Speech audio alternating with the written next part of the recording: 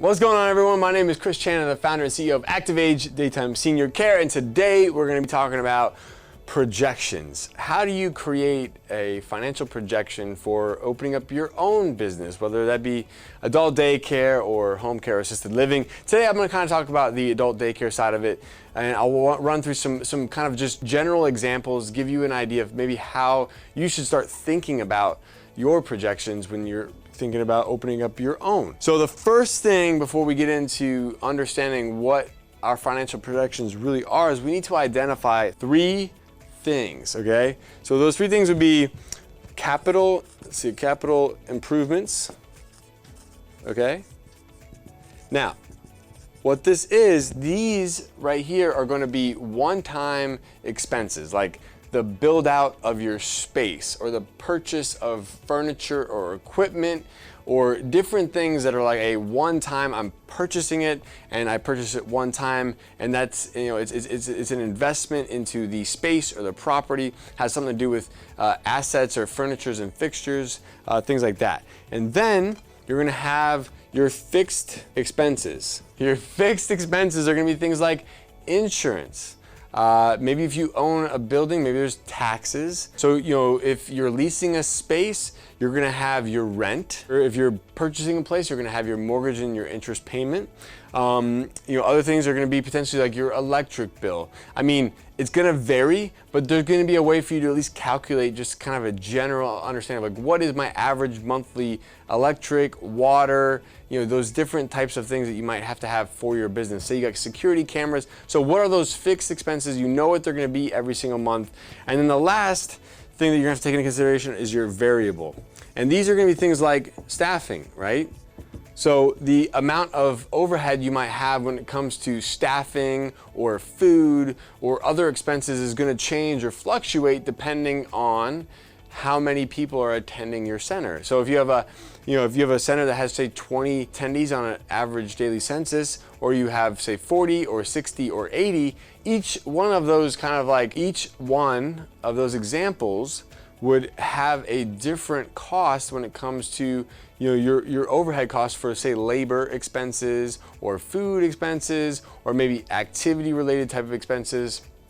You're gonna have different costs associated with that. So if you are just opening and it's day one, you know, those labor costs or some of that other costs, it might be, you know, a lot less. But as you continue to expand and grow and you have more and more people, you know, they're going to continue to grow. But at what rate do they grow? Do you have a solution to come up with what's my food cost per, you know, person?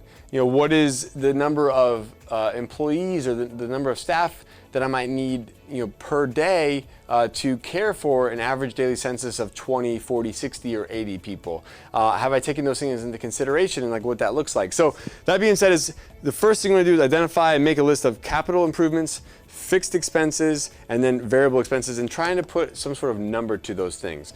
So the next thing what we're gonna try to figure out is, this is easy, right? This is one time, you total up this number, and it is what it is. These are the two that are gonna potentially have an effect on how much working capital you're going to need. And you're gonna need the working capital because that working capital is gonna be like fuel for your business. And you need to have enough fuel to get to your destination. And the destination in this case is becoming a profitable senior care business. So let's kind of break down and we'll walk through how we start then calculating out these ongoing monthly projections so we can kind of figure out how much working capital we're gonna need. The one thing I will say is when you're coming up with your projections, I always suggest that you take all your estimates, and every time, I don't care what it is, whether it's capital improvements or whether it's fixed expenses or variable expenses, and you always, this is the number one rule I'm gonna give you, is you always times it by 2. So just times by 2, 2x it, okay? So whatever it is, if you think it's gonna cost $5,000 to furnish it, it's really gonna cost 10. If you think it's gonna cost $50,000 to do the build out, it's really gonna cost you 100,000. I promise you, if you do this, it's gonna save your butt every time, because the one thing you're gonna need more than anything is fuel. And fuel or oxygen, whatever you wanna call it, is money. having enough cash, having enough money to get your business off the ground and through that point of profitability, where it can sustain itself and it doesn't need any more money, but it's all of a sudden generating money or generating profits for you. All right, so that being said, now you guys know the golden rule, always times by 2, and some things to take into consideration. So on the top line, we're going to think about top line revenue. How do we come up with that? Well, are you charging a daily rate, a half-day rate, an hourly rate? How are you going to charge your customers? So let's just say are you going to be accepting private pay or Medicaid or other insurances where your pricing structure might be dictated by the state or by the entity? These are all those types of things you need to take into consideration. But say we were to just look at the average cost of adult daycare in the state of Florida. I think if you were to go to the Genworth site, it's somewhere around, I want to say the average cost is $70. So say you take $70, and then your goal is going to figure out, okay, in a month, how much revenue do I expect to bring in? Okay, so you might have to come up with some different formulas. So like, say it's $70 a day, and say you got month 1, 2, 3, 4, 5, 6, and we'll just do like 12, 18, okay? So you always want to make sure that you make projections really out to 24 months, okay? But my goal is that you would be profitable at least by month 18, or not by at least.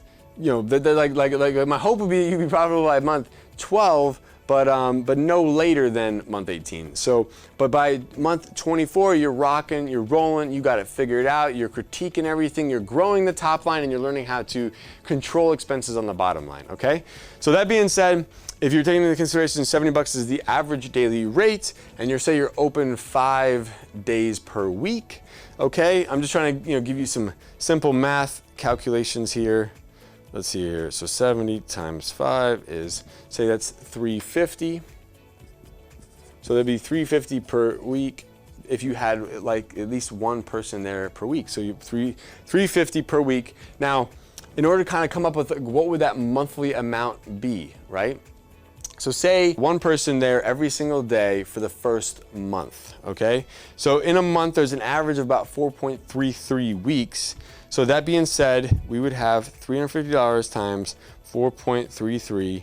So in month 1, if we had one person there every day, that would be about $1,500, okay? In month 1.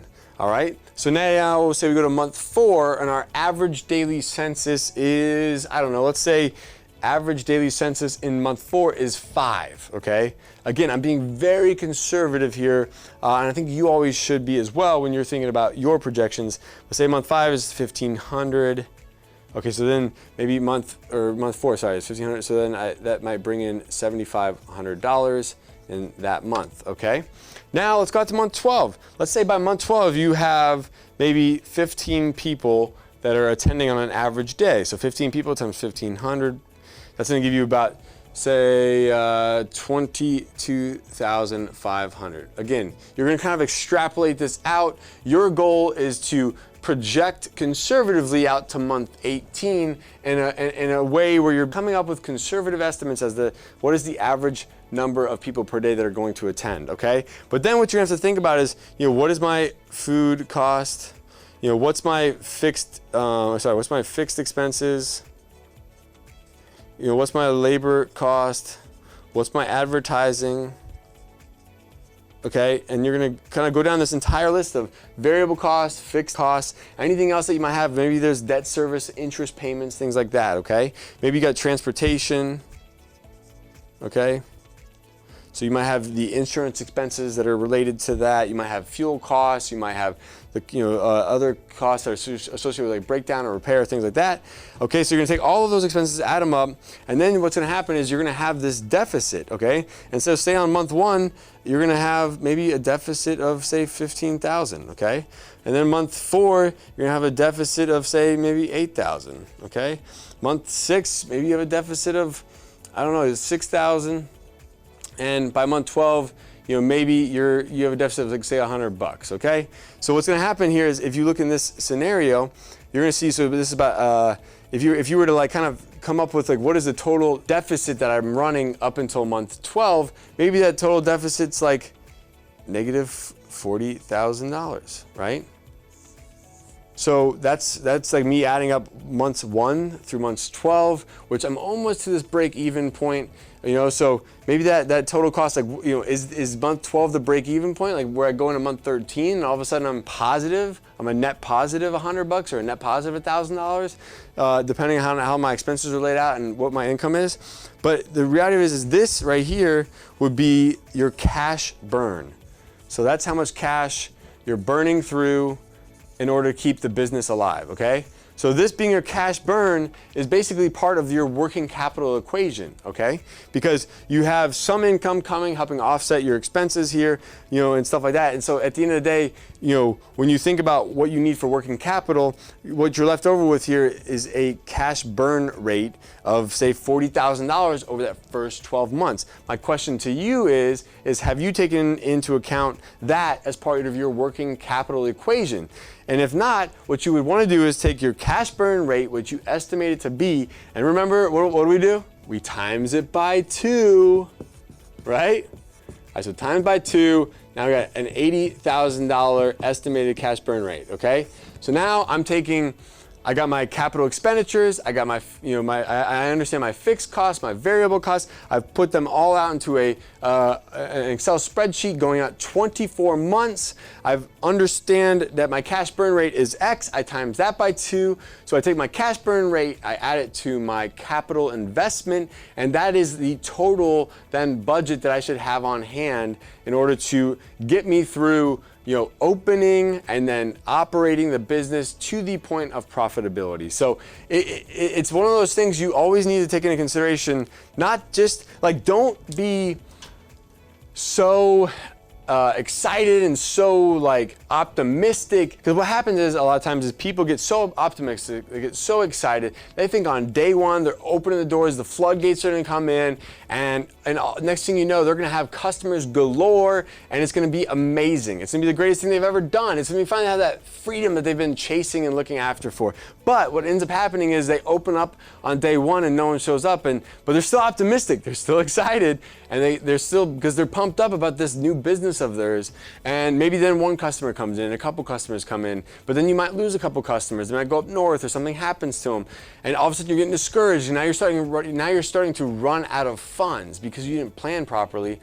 And you're going to get yourself into a situation where you're going to be desperate for additional cash to get you through this difficult time. And so if you plan ahead of time and you plan in advance for what this cash burn rate might be, it's going to allow you the time and the runway to get that plane off the ground and into the air at a safe altitude, so that way you'll be able to get through that cash burn crunch in that period of time that it could potentially lead to a crisis. So always make sure you are kind of being conservative on your top line, and you're kind of maybe embellishing your expenses, and then you're always timesing everything by 2, and that's going to allow you to get the perfect dollar amount or the perfect capital amount that you need to raise in order to start your business successfully and then have enough cash and have enough fuel to get through to a profitable business. So I hope this was helpful. Really I want to do is lay out the framework. It's really important that you would take the time to go through and actually make a detailed Excel spreadsheet, but I wanted to at least give you some ideas and things to think about. I hope this was helpful. If you're interested in opening up your own adult daycare business, make sure you go check us out at adcpro.com, and thank you for joining us on the #1 channel for senior care entrepreneurs. We'll see y'all next time. Thank you so much, and get back to work. Hey guys, thank you so much for joining me. If you'd like to learn how to open your own adult daycare center, go to adcpro.com. If you'd like the latest business tips, click here, and make sure you subscribe to our channel, click here. We'll see you guys next time.